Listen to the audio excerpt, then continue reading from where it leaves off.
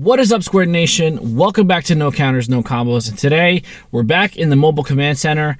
My studio is not quite ready yet. Hopefully by middle of this week or early next week it will be, so we can start, bringing you guys content from there. I'm really excited for you guys to see the setup. I've been working really hard on it. I want to make it nice and appealing to all the masses out there. But for today's video, we're going to get into our first deck profile for set 14. But before we do that, I'm happy to announce we've started up a partnership with yourplaymat.com. So if you're into custom sleeves, custom playmats, custom mouse pads even, feel free to check them out. The link will be in the description box down below.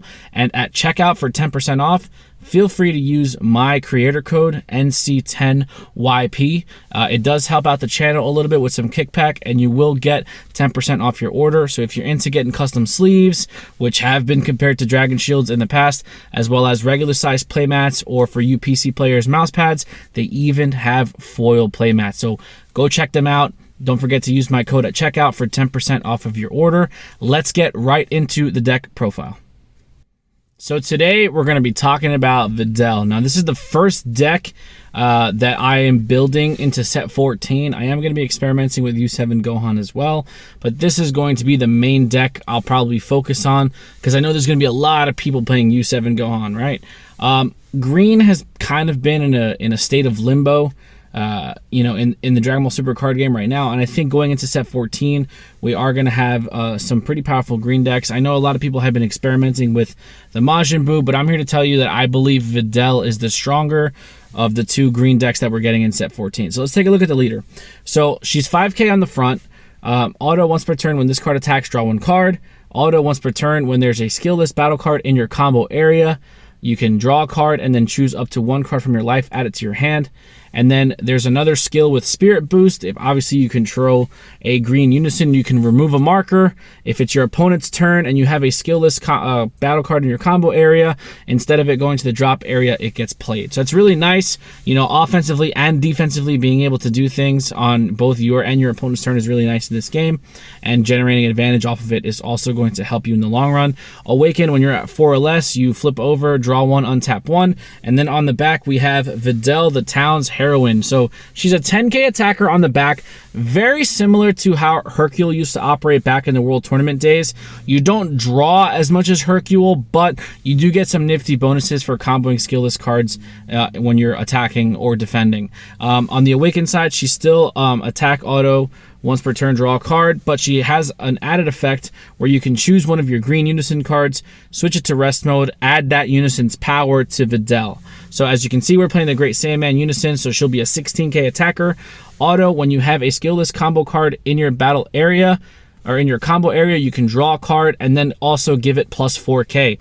So your skill-less battle cards now become plus 9k combo. So if you do the combination of the skill list combo as well as using the Unison that you tap down for 6k, you can get pretty big on the backside, which is what I said. It's similar to Hercule, but not really, because you can get pretty big. And then it has the Spirit Boost skill. It does not have to be on your opponent's turn like the Unawakened side, but if you remove a marker after you've comboed a skill list battle card, it gets played instead of being sent to the drop area, and it gets plus 5k for the turn. So there's a lot going on right here. There's comboing and drawing, tapping down Unisons for combat buffs, as well as recurring 1-drops from the drop area to be able to go wide and low to the ground, which is kind of what this strategy has a lot to do with. So the first couple of cards we're going to go over is Chilai, behind the scenes heroine. She's a tournament pack promo from set 13. So if you haven't been able to grab her and you're interested in playing Videl, I would pick her up now. She's very interesting. It's a 1-drop come into play battle card, auto, draw a card when this card is played, and then negate this card's skills for the remainder of the game. So it becomes a skillless battle card in your battle area, which you can then use for comboing off of the leader skill. It has been ruled it remains skillless when it's in the combo area.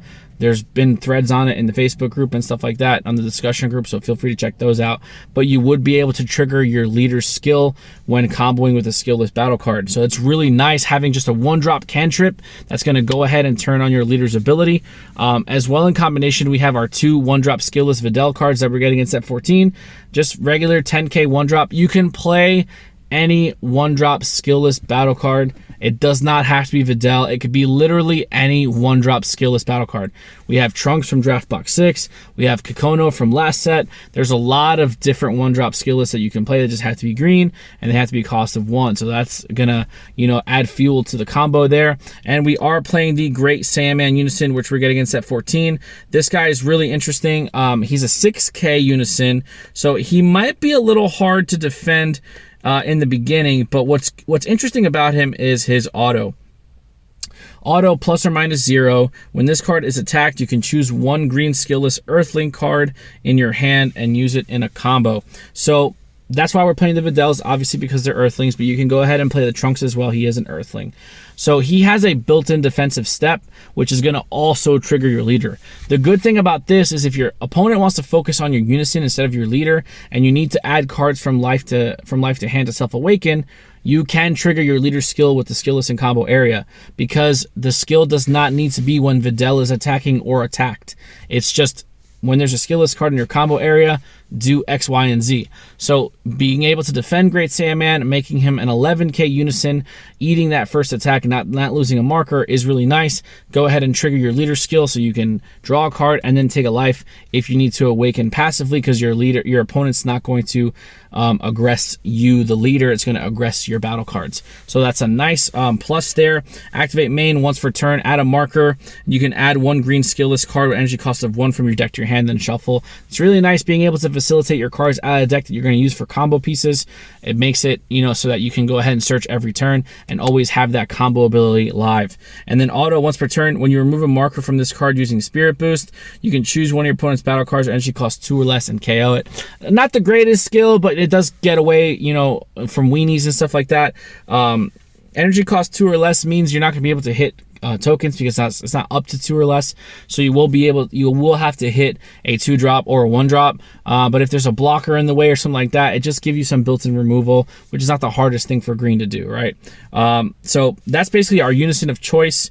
You can experiment with Demigra. I did try Demigra, Unison of Sorcery, which is a really good alternative if you're not able to get your hands on Great Saiyaman right away.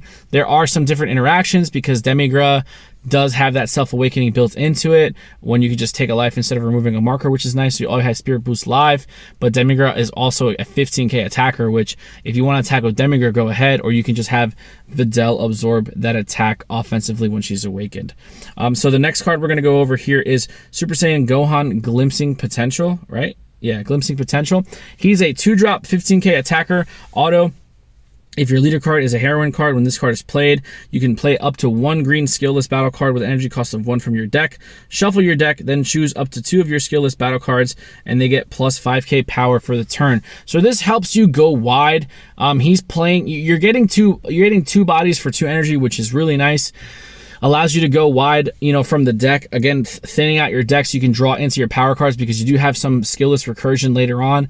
But being able to have an established skillless on the board already and swinging for 15K 3 times essentially with your 3 battle cards is really nice. It's going to help you go wide, because this deck is a go wide deck. You can get a very nice amount of attacks every turn, with this deck. He also has Activate Main Limit 1. If your leader is a green heroine card and you have 2 or more green energy, you can choose one of your green Unison cards with 6,000 power and a marker on it. Place this card under from your hand or your battle area, add a marker, and draw 1 card. So it's really nice, because not only for 2 energy does he come in, grab you another body, but you can feed a marker to your Unison, which is going to be really nice. Also drawing a card from your deck. So this guy has a lot of different applications. The Activate Main does not have to be from the battle area. It can be from the hand, but you can only do it once per turn because that limit 1. So you can't have one out, feed it from board, and then feed it from hand. But it's really nice because it does replace itself. So you're not essentially losing a card virtually, you're just losing a card on board. But once he's exhausted his attack, you can go ahead and use it passively for your Unison. So that's really nice too. Next card we're going to go over is this new Videl, which I think she's low-key probably the best card in the deck. Videl with all her strength. She's a 3-cost blocker, 5K attacker. Auto limit 1 green. If you have a green skillless battle card in play, when your opponent attacks, play this card from your hand. So it's really nice because it's proactively doing something on your opponent's turn, giving you a blocker. So as soon as they declare an attack, if you have a green skillless, you can pay that 1 energy and play her, and then go ahead and immediately block. Because it's during the combat hasn't resolved just yet, and she's being played when the attack declaration is being made, right? She also has another auto. If your leader card is green or a heroine card, when this card is played from your hand, your opponent may choose 2 cards in their hand and discard them. If they don't, you can choose one of your opponent's battle cards, energy cost 7 or less, and KO it.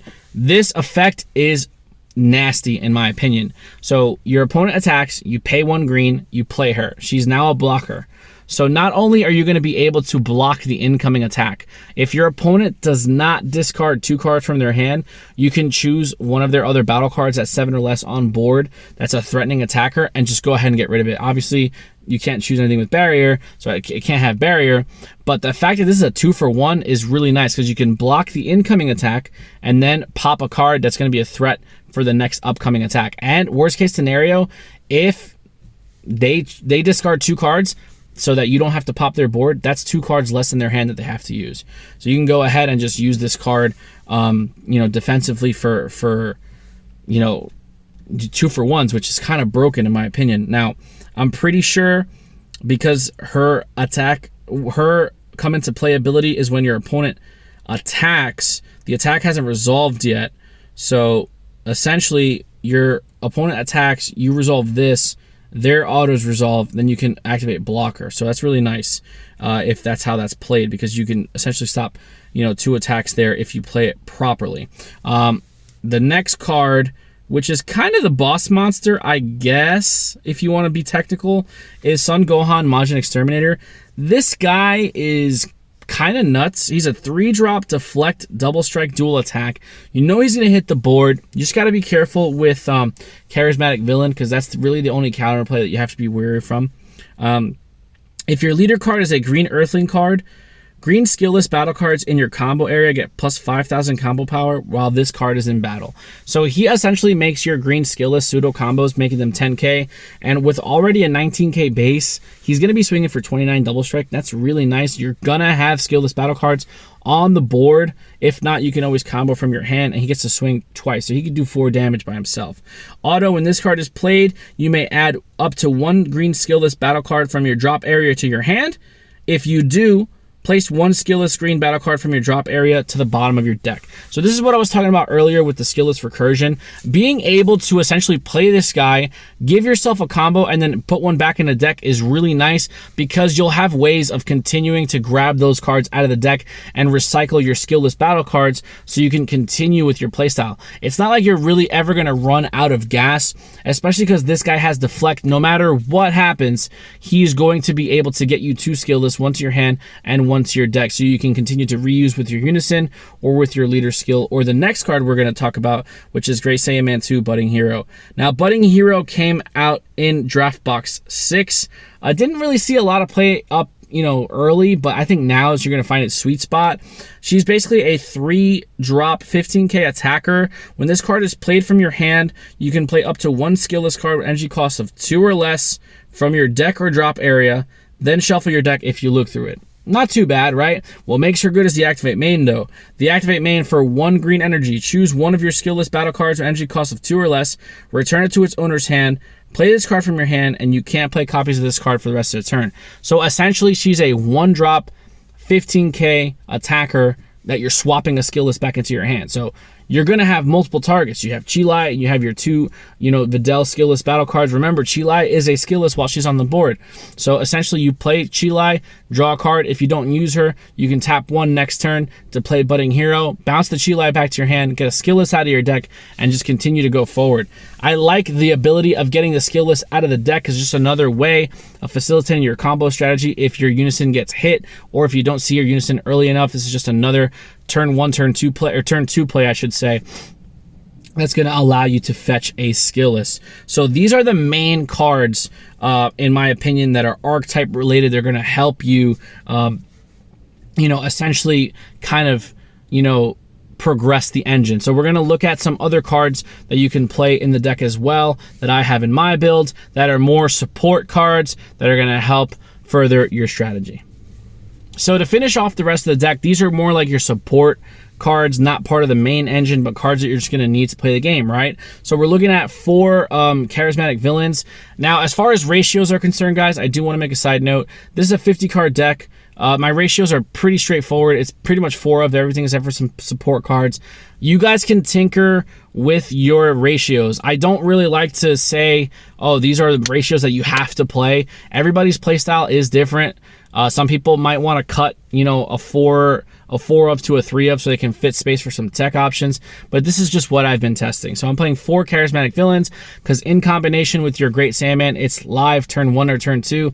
Being able to stop your opponent early is really nice, especially because an unawakened leader gets pressured by charismatic villain, and that always helps. Be weary of cards with barrier. Obviously, you're not going to be able to pop them, but the KO ability on charismatic villain is part of his auto, not part of his counterplay. So that's a nice card to play in response to your opponent's battle cards coming in. Majin Buu Unadulterated Malice. This is basically your floodgate for green. That's not dormant potential. It's essentially a topo. What I really like about this guy is his effect all takes place in the counterattack step. So, for example, you counter the... let's just take a look at it. Counterattack, if your leader card is green, negate the attack, then play this card. If you played a card, choose 1 card in your hand and discard it. Your opponent can't attack for the turn unless they choose 2 cards in their hand and discard them each time. So essentially your opponent's going to neg 2 if this guy sticks to the board. But what I like about him, if he gets counterplayed, right, hear me out. You go ahead and you pay 2 energy for the counterattack skill. The attack gets negated regardless. You're attempting to play this card. If your opponent goes ahead and answers with God Sealing Technique, he just goes back to your hand. The attack is still negated. You don't get the floodgate effect of it, but you still have him back in your hand so that you can reuse next turn, and your opponent just wasted a God Sealing Technique. Unless it's something detrimental to their turn where they're going to go all in on you. A floodgate's not going to really do anything for you then anyway. It's nice not having to lose the card. So if your opponent wants to God Seal this guy, he's just going to bounce back to your hand, and you're going to be able to use it next turn if you choose to do so. But I think you're going to see a lot more floodgates now since literally every card has one. That's not, you know, like a super expensive negate like Dormant or like Violent Raise. So be ready for that, okay? The next 2 cards is a 2-card combo essentially here. We have Son Goku, the long-awaited rematch, and we have Tien Shinhan, the long-awaited rematch. These guys came out in Evolution Booster. I really like this combo because it's so energy efficient. Let's take a look at Goku first. So Goku essentially is a 4-drop, 15k battle card. He has barrier and he's unique, so you got to be only playing one of him at a time, right?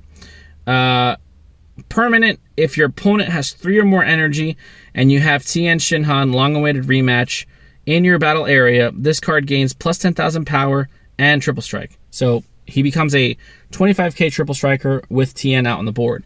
Auto, for 1 green, if all of your energy is green and you have a green battle card in play, play this card from your hand. Then add up to 1 card from your life to your hands. Helps you self-awaken if you really need to get there. And it's also just a 15k battle card that you can play for 1 energy because your entire deck is green. What I like about him is the combination with Tien. Let's take a look at Tien, right? So Tien, the long-awaited rematch, he's a 5-drop, 20k attacker. He has Deflect and Double Strike printed. His permanent says if this card can't be played from any area other than from its own skills. When this card is played, choose all of your opponent's battle cards energy cost 5 or less and KO them. Activate main. If you have Son Goku, the long-awaited rematch in play, play this card from your hand for 2 green energy. So this entire combo is 3 green energy. What I like about it is that it's pressure on your opponent. Tien comes in and is essentially a board wipe unless there's barrier 5 or less. So you can help, you know, mitigate decks that are trying to go wide as well, but just kind of get rid of problem cards, especially blockers. Obviously, you know, you're not going to do anything to barrier, but just having that guy there, he has Deflect, so he's going to hit the board. Again, if you're playing against green, you got to be careful because charismatic villain, but he's going to stick to the board. Goku does not have Deflect, but he does have barrier. Goku only costs 1 energy, though. So on turn 3, if you attempt to play Goku and they try to counterplay it, whether it's God Sealing or, I mean, Yamcha wouldn't hit him, but whether it's God Sealing or Prideful Transformation, he's still sticking to the board, right? Because if he gets God Sealed back to your hand, for one more green, you can just play him again, and then whatever, it is what it is. Or you just wait till next turn to do it.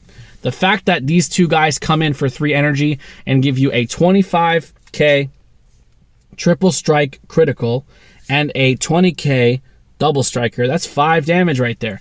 It's a nice little nifty tech option that I like to choose to play in most of my green decks because it's very energy efficient and it's not part of the main strategy. This is not part of the main, skill list, options that you're going to play. This is just support. Our super combo of choice is Great Sandman. When you're at 4 or less, you can bottom deck a card and draw 2. You can play Paragus. You can play Android 18 Bionic Blitz if you want. I just really prefer this guy because since I'm putting cards back into my deck, I want to be able to dig and get those cards back out if I really need to. For Dormants, self-explanatory. Dormants is just a really good card. It helps get rid of little weenies. It helps get rid of tokens. It just helps get rid of stuff defensively, and it kind of gets you to that next turn, which is what you need to do in an aggro deck. 1 hidden power E Supreme Kai, self-explanatory. I feel like this card's a staple. I feel like you have to use it. There's really no ifs, ands, or buts. It's just one of those cards where it just does so much for its value. For 1 energy, you're giving any card essentially double strike, and that could be the difference between winning or losing a game. And then our secret rare of choice, of course, is going to be the new one coming out of set 14. Hold on one second, I'm just pulling this guy up here. Majin Buu Kabuto Kai Absorbed. So this guy is actually really interesting. He's getting a lot of hype in the discussion group for interactions with Unisons and stuff like that. But he's ultimate. He's double strike. You can evolve him for 3 over a Kabuto Kai. You're never going to do that. Permanent. This card, if this card is removed from your battle area, removed from the game instead. We've seen this a lot in the most recent secret rares. They get RFG'd if they get removed. Auto Spirit Boost 2. When this card is played from your hand, you can choose one of your opponent's Unison cards and gain control of it. I'm pretty sure you're not allowed to control 2 Unisons at a time. So make sure you use your Unison before you play this guy if he only has 2 markers. Because what's going to happen is, I'm pretty sure you're going to lose your Unison when you take control of your opponent's Unison. I'm pretty sure that's how it's going to be. Sadly, I'm not 100% sure. I haven't looked into the ruling myself, but I'm pretty sure just on game mechanics, you can only have 1 Unison in your Unison zone at a time. So use your Unison, play this guy, take your opponents, and then have at it. Activate main /battle for 2 green energy. Play this card from your hand, and your opponent can't attack with battle cards from the turn. As good as this guy is being able to take your opponent's Unison, the fact that he's a 2 green energy floodgate is disgusting because he basically stops your opponent from attacking with battle cards for the rest of the turn. So obviously their leader and their Unison are going to be able to go at you no problem, but you have other ways of stopping those types of attacks. A floodgate that's a 40k double strike on your opponent's turn is super nice because now you stop them in their tracks. It's not as broken as Baby Hatch because Baby Hatch literally just time walks them. But you stop them from going wide. You might take a couple damage here and there, but when they pass to you, they have this 40k double striker that they have to worry about, as well as the rest of your offensive strategies. So this is the first deck I'm going to be testing at set 14. Let me know what you guys think in the comment section down below. Don't forget to like, share, subscribe. Please check out your Playmat for all your custom needs, and don't forget to use my coupon code, which will be down in the description box below. We really do appreciate the support, and we'll see you guys in the next video. Be there or be squared.